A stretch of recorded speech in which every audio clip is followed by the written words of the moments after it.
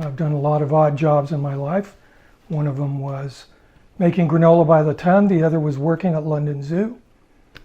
One of the oddest jobs I had was being the 418th bass player for some band called the Melvins. And this was extra unusual because I was not a bass player at the time. Hey, I'm Mark Deutrom, and for those who don't know me, I've been a career musician, guitarist, songwriter, producer, composer. So I got some questions about the records that I played on. Prick, Stag, Stoner Witch, a variety of other stuff, and exactly what I did on those records. So I'm going to answer some of those questions. So I'm going to start with the first CD, which is Stoner Witch. So the first song on Stoner Witch is a song called Squeedus. I think this song came out of extra time we had left over after we'd finished all the stuff that we'd worked on. And it's kind of a noisy song. It sounds kind of terrible. And I haven't listened to this CD in 25 years, so it's kind of interesting to listen to it now. Squeedus sounds pretty terrible. And I think that it is terrible on purpose, really, because the next song sounds absolutely amazing. So I'm playing bass on this song as well as probably about 75 or 80% of the record. Yeah, the mix on this is really weird, and it's weird on purpose. Everything's kind of out of whack, and it sounds like a lot of cue mics are being recorded. Everything's extra distorted, and it sounds kind of like it's being invented in the moment, which of course it is.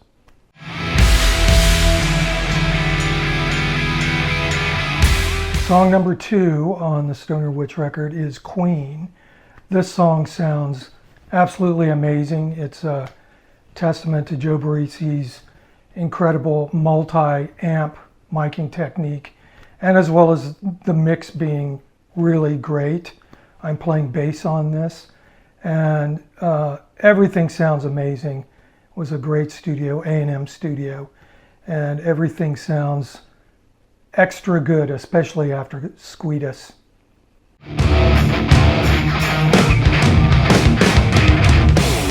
Next song is Sweet Willie Roll Bar. I think it's named after a character in the Tom Slick TV series that was kind of had Dudley Do-Right and stuff like that.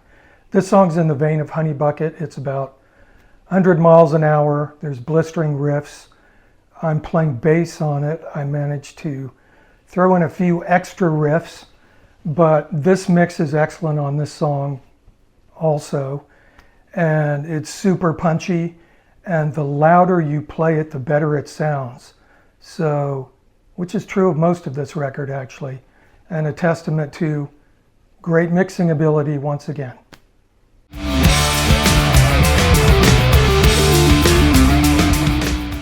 Next song on the record is Revolve, and there were high hopes for this to be the feel-good hit of the summer, but that got mentioned in the studio, and so of course jinxed the entire thing.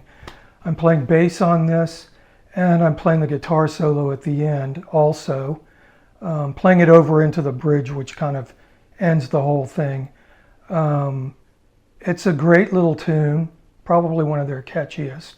When we were writing the song, we were kind of missing an ending for it, so I came up with this kind of cool little 70s rock riff. And the guitar solo is kind of a tribute to Randy Bachman of Guess Who fame. And Joe nailed the guitar tone absolutely. And I did a pretty good Randy Bachman imitation also.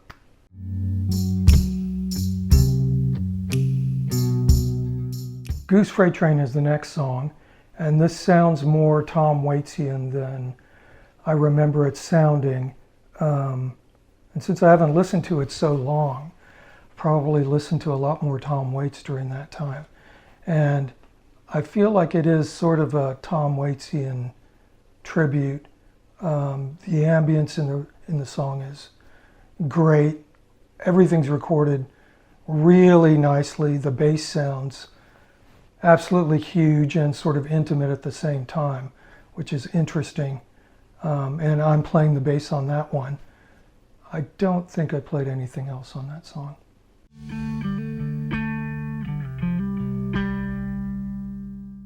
ROADBULL is the next song, and I'm playing bass on this one. And I came up with the bass bridge, and we started whistling over it, and then we went through a search through the local musicians union in Los Angeles to try and find a professional whistler, and they are kind of expensive actually. So we ended up doing the whistling ourselves, and it came off really cool. And playing that one live was always really fun because there's just the bass at the end with everybody whistling the tune. And it seems like it's kind of an homage to Bridge on the River Choir or something. We can try. Let me try. I haven't whistled this in like 30 years, but I think it goes something like.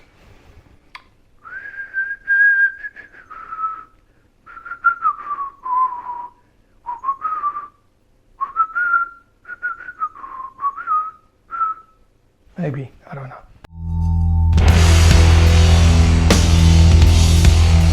Next song is At the Stake. I think it starts side 2 on the vinyl, and that's me playing rhythm guitar on that, as well as the solo. Buzz is playing bass, and I'm playing my 63 reissue Stratocaster, and I'm playing it through a Roger Meyer Voodoo Vibe box.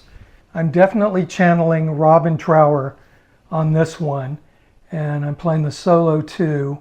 And this one is another super cool song. It's almost like a song I might put on one of my records. Buzz has a very distinctive bass playing style. It's pretty aggressive and just kind of the same way all the way through, but it's a great foundation to put other stuff on top of. And that was a really fun song to do.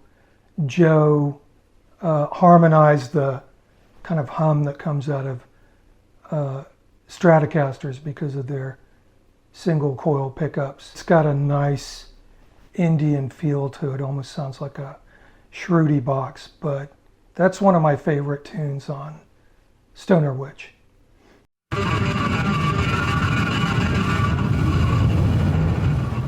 Magic Pig Detective is the next track, and this one seems to be kind of a throwaway track. I mean, I thought it was at the time, and I think it may come out of that extra time at the end when we'd finished doing everything.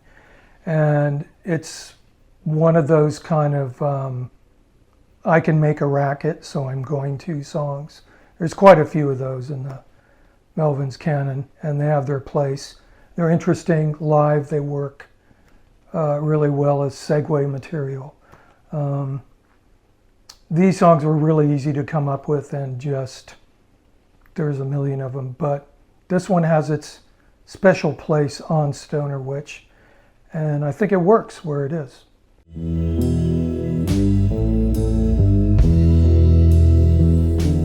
Next track is SHEVIL, and I really like this tune. I think this might be my favorite song on the record. Listening to it now, it sounds almost kind of claustrophobic. It's interesting. I'm playing bass on this one, and somehow the bass just sounds like this giant cloud moving around. And at the same time, when you listen on headphones, it's kind of right in your ear. So I don't know how that got made that way, but it's really cool. And there's a bunch of people playing a bunch of different things on this track. It's so long ago now, I can't remember who did what, but the sum of it is really great. And yeah, I think it's my favorite song on the record.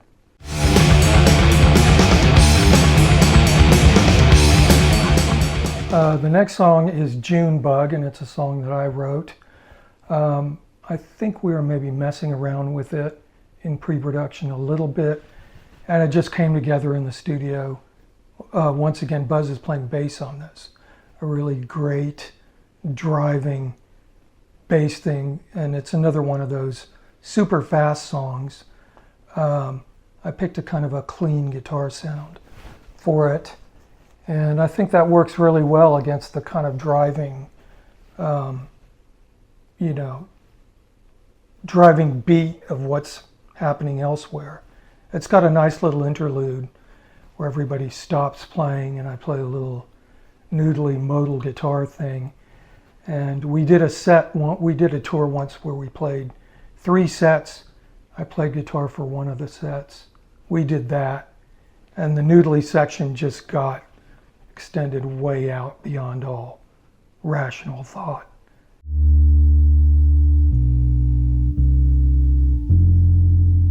The last tune on this is Lividity, and this is another one of those tunes which comes out of kind of the dead time. We had a few days left over after recording everything. So I think this is one of those tunes that came out of there. There's a lot of strange things going on. It's definitely a headphone piece, and during that time we did a lot of strange things that came out on singles, like getting one of Mackie Osborne's friends to just scream for no reason at all, looking for the perfect scream. And we also cut a track with Wayne Kramer from MC5. We did a song of his called Poison. So it was a very beneficial time. We just didn't sit around drinking lattes or whiskey or anything like that. We actually doubled down and cranked out a bunch more stuff.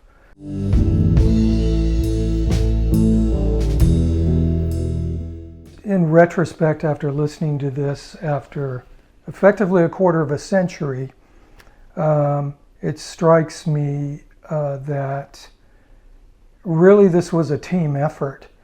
And this record sounds the way that it does because of Garth Richardson, Joe Barresi, Dale Crover, Buzz Osborne, and myself. So everybody put in equal parts, absolutely, to make this what it is. You take away any single ingredient and you have something that's vastly different and probably vastly inferior. It's one of those just magical moments when everything comes together perfectly. So I'm pretty glad to be part of that.